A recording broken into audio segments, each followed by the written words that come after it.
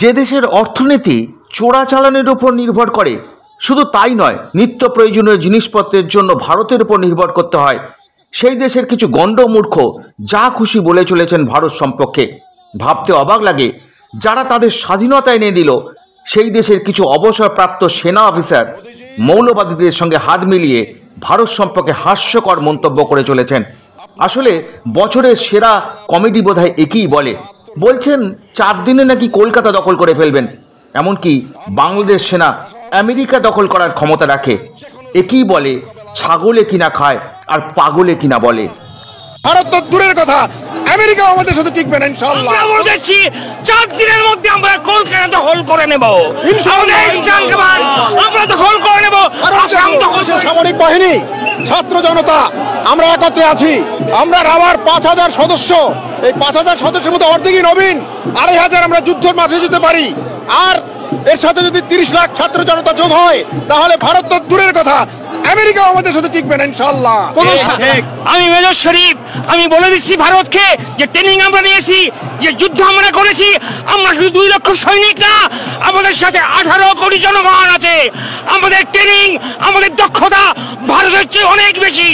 আমরা যদি একবার সাহস করে আমার দেশকে যুদ্ধ করবে, আমরা বলে দিচ্ছি 4 দিনের মধ্যে আমরা কলকাতা দখল করে নেব ইনশাআল্লাহ।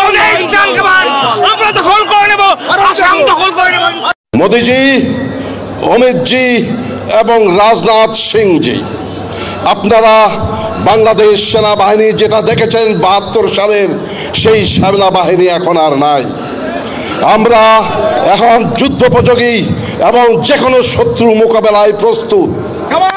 আপনারা আর আস্ফালন তুলবেন না।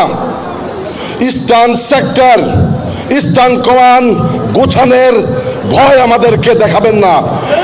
শুধু আমরা সশস্ত্র বাহিনী নই, 17 কোটি জনতা আছে আমাদের সাথে, আপনাদেরকে সীমান্তেই রুখে দিতে।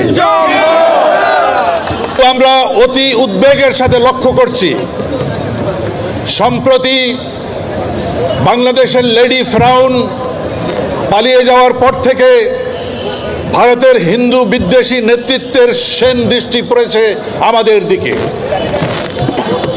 তাদের ইদানিংকালের বিভিন্ন কর্মকাণ্ড এটা সুস্পষ্টভাবে প্রমাণ করে। তাদের সর্বশেষ উদ্যোগ ছিল আগরতলা এবং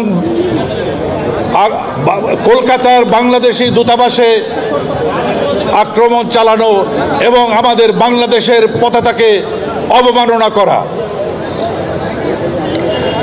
আমরা এই সমস্ত ঘটনাগুলিকে আমাদের স্বাধীনতা ও সার্বভৌমত্বের প্রতি হুমকি হিসাবে মনে করছি।